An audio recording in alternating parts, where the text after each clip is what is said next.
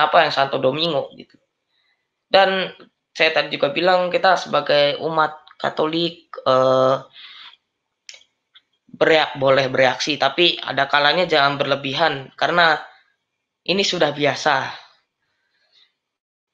Saya juga bilang bahwa kalau memang kita sebagai umat Kristen, kalau memang apa istilahnya itu difitnah, dituduh, ya harusnya kita tanggapi dengan kasih dan kita juga ada harus perasaan senang karena apa? Barang siapa yang menderita demi Kristus, harusnya dia senang.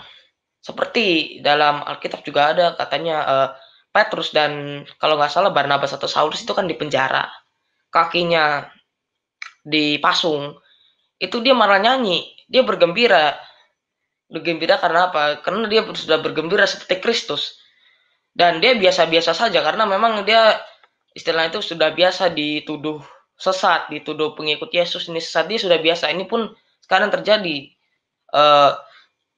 seperti pada kita ini. Firman Tuhan Yesus kan pernah mengatakan kalau nggak salah itu kamu akan dihujat, diejek untuk aku. Dan kalau kita memang sudah maksudnya itu dihujat, diejek dan memang untuk Kristus, kita harus berbahagialah. Namun zaman sekarang kita juga harus perlu menanggapi karena kalau mereka koar-koar seperti itu tanpa dasar, Katolik ini bisa punah. Punah dalam arti itu punah maupun pengikut atau ajaran karena kalau masalah pengikut itu tadi kalau misalnya ada orang atau anak-anak muda yang belum mengerti. Tadi saya juga sudah bilang anak-anak muda yang tidak belajar iman Katolik dituduh penyembah patung aja udah nangis, udah apa ini giliran dituduh ini kenapa gitu, reaksinya apa, pasti akan berlebihan. Dan yang menyayangkan lagi pindah, banyak kejadian orang Katolik menikah dengan orang dari agama lain lalu dia pindah, dia tak peduli pokoknya itu cinta. Selain tentang pernikahan, banyak juga anak muda yang beralih ke kepercayaan lain karena dia memang tidak tahu ajaran asli gereja Katolik. Kan tadi seperti Bang Gia saya rasa pernah bilang bahwa yang disayangkan itu anak-anak muda itu belum tahu ajaran apa ya, ajaran asli gereja Katolik tapi pindah. Itu kan sangat disayangkan gitu. Kalau misalnya memang dia sudah tahu, ya kalau memang menemukan hidup baru yang lebih tentram dia percaya lain ya boleh. Tapi kalau lebih yang bikin kita greget itu mereka belum tahu. Mereka belum tahu ajaran gereja Katolik sesungguhnya. Di giliran dibilang penyembah patung aja sudah murtad mereka. Ini yang jadi masalah. Dan kalau menurut saya kenapa mereka terus hujat kekristenan? Pertama, karena mereka itu pikirannya garis keras. Garis keras dalam arti apa? Garis keras itu mereka menafsirkan kitab mereka sendiri secara salah. Tafsiran kafir di mereka itu ditafsirkan oleh banyak ustadz yang pemikirannya itu radikal. Itu mereka menafsirkan bahwa kafir itu harus dibunuh, harus disingkirkan. Kalau misalnya ada perintah Nabi memerangi orang kafir, mereka menafsirkannya bahwa semua kafir itu harus dibunuh dan istilahnya itu ya diperkosa, diusir. Tapi kalau ya itu tergantung tafsiran-tafsiran. Makanya saya bilang dari kalangan agama saudara-saudara kita Muslim ini ustadz itu banyak tipe. Bayangkan kita bisa bandingkan tentang Ustadz Hadi Hidayat dan Ustadz Abdul Somad.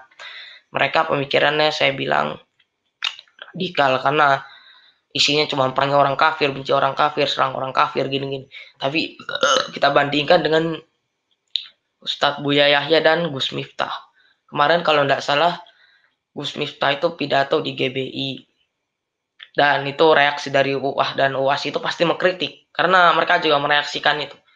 Kedua, kalau Buya Yahya, dia menyerukan agar kalau misalnya ada tetangga bahasa mereka itu Nasrani, kita sebut ada Kristen ya.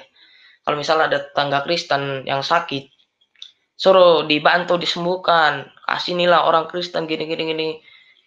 Perkataan dia tuh sungguh mengenakan hati saya begitu. Loh kok beda pemahaman Ustadz Adi Hidayat yang menuduh Santo Domingo dan pemahaman UAS yang menuduh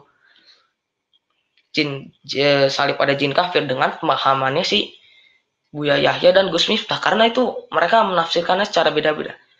Kita bisa bilang mereka itu bisa dibilang seperti saudara kita dari Protestan, jadi bisa tafsir sendiri. Dan kalau bedanya di Protestan itu setiap orang bisa, kalau di mereka paling cuma pemimpin agamanya yang menafsir Al-Quran secara secara salah. Dan inilah yang terjadi, mereka suka menyerang Kristen, menyerang apa, dan kita harus menanggapinya. Tadi Bang Gea kan sudah menanggapi, dan ini tinggal komentar-komentar dari saya ataupun orang lain. Ya bagus lah ada apologet seperti Bang Gea, apalagi channel-channel Katolik ini sangat jarang. Bayangkan saja kalau tak ada channel Katolik. Dulu sebelum saya ada channel Katolik ya, sebelum banyak kayaknya sebelum saya mengenal Bang Gea itu channel yang Katolik yang saya tahu cuma sahabat Katolik Indonesia, dan itu isinya bukan menjawab pertanyaan ini dari luar, bukan menjawab fitnahan atau hujatan, tapi isinya lebih ke katekese, penjelasan tentang asal mula hari Natal, benarkah minggu ini gini-gini gitu. Namun saya bersyukur kepada Tuhan, memang kehadiran Bang Gea ini dia menjadi terang dan garam di dunia ini, karena yaitu tadi menanggapi pernyataan yang salah, dan itu menurut saya harus ditanggapi, karena itu tadi bisa memengaruhi pikiran anak muda seperti saya ini. Saya kan golongan anak muda ini. Coba bayangkan kalau saya belum mengerti iman saya bisa aja langsung murtad dari gereja Katolik. Puji Tuhan karena saya mengerti. Saya tahu bahwa pemahaman si Ustadz Adi Hidayat itu yang salah. Dia tidak ada dasar sejarah dan Alkitab. Coba misalnya dia tunjukkan, masih kita bisa terima atau masih bisa kita respekkan. Misal dia nunjuk ini ayat ini fakta sejarah ini, tapi kalau fakta sejarahnya atau ayatnya salah ya percuma, tapi kita lebih respect ketika dia menunjukkan. Tapi ini dia langsung nuduh aja, itu berarti menurut saya itu menghujat. Misalnya kita langsung menuduh mereka, kamu menyembah batu, atau kamu penyembah apa, tapi kalau nggak ada dasar, nggak ada bukti, atau nggak ada nggak ada bukti, nggak ada dasar, atau nggak ada latar belakang, itu menurut saya salah. Kalau saya juga memperingatkan pada apologet, kalau misalnya apologet ya dari Kristen, Protestan atau Katolik, kalau mau mengeluarkan pernyataan sesuatu itu ada baiknya ada latar belakang atau dasarnya dari Alkitab atau sejarah. Jangan seperti UAH ini langsung tuduh gitu loh. Itu dari saya. Terima kasih. Shalom. Shalom. Oke. Saya berikan kepada Bang Naga dulu ya sebelum kepada Bro Boni. Bang Naga silakan, Bang Naga. Terima kasih. Halo. Bang Naga, assalamualaikum. Ya silakan, Bang Naga. Ya gini ya, ini tadi saya baca di chat tadi cukup memprihatinkan juga ya, karena ada dua teman yang bilang baperan gitu ya. Saya cukup kaget bahas itu, karena salah satu kulihat itu yang nulis adalah teman kita sendiri. Saya kira ini satu tantangan buat kita ya. Kalau kita diam, salah. Kita menjawab, lain juga. Tetapi itulah realita di dunia ini, ada yang pro, ada yang kontra, selalu ada begitu. Tapi terlepas pro kontra, saya tetap seperti yang dikatakan Mas Dion tadi, sangat senang dengan ada acara seperti ini. Setiap kita mendengar ada yang disimpankan, kita jawab. Kalau ada yang pro kontra ya nggak usah terlalu dipikir lah. Itu pertama. Yang kedua, saya tertarik dengan yang disampaikan sama Bro Boni ya, yang disinggung soal Felix Sel. Kalau memang perlu ditanggapi, saya tanggapi begini. Bro Boni, saya bisa menyimpulkan yang dikatakan Felix Sel itu benar. Dia yang salah. Pada hari Adam makan buah, dia memang mati. Kalau menurut Bro Boni bagaimana? Bagaimana? Saya bisa buktikan bahwa Adam mati pada hari dia memakan buah.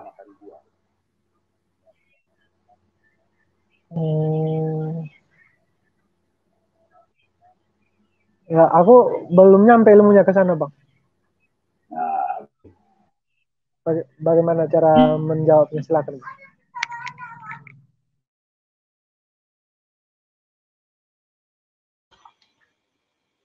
Lanjut, Pak. Lanjut, Pak Naga. Ya gini, kalau kita jawab secara keyakinan tidak bisa, maka kita jawab sesuai dengan kemauan dia. Itu angka-angka. Itu kalau kita buka kembali ayat yang ada di Kejadian 2 ayat 17. Itu kata-katanya, tetapi pohon pengetahuan tentang yang dan yang jahat itu janganlah kau makan buahnya, sebab pada hari engkau memakannya pastilah engkau mati. Itu bunyi ayat di Kejadian 2 ayat 17. Karena dia bilang, ternyata waktu Adam makan buah itu, dia nggak langsung mati, tapi dia masih sempat punya anak. Bahkan kita dari anak-anak dari dia katanya. Dia salah memahami. Kalau kita buka Alkitab, Adam waktu meninggal, dia berumur berapa? 930 tahun. Setuju ya? Bro Boni? Ya, Bang. Iya.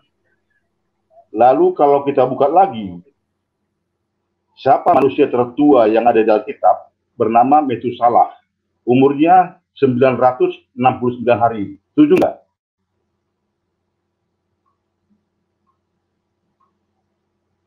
Aku nggak hafal itu, Bang.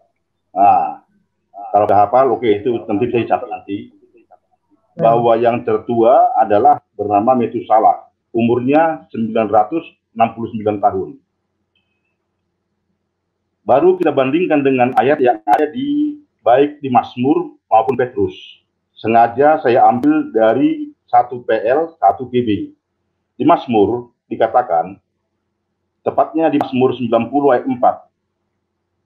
Sebab di matamu 1000 tahun sama seperti hari kemarin apabila berlalu, atau seperti suatu giliran jaga di waktu malam.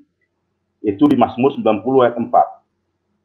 Sementara di 2 Petrus ayat 8 ada ayat, akan tetapi saudara-saudaraku yang kekasih, yang satu ini tidak boleh kamu lupakan, yaitu bahwa di hadapan Tuhan satu hari sama seperti 1000 tahun, dan 1000 tahun sama seperti satu hari.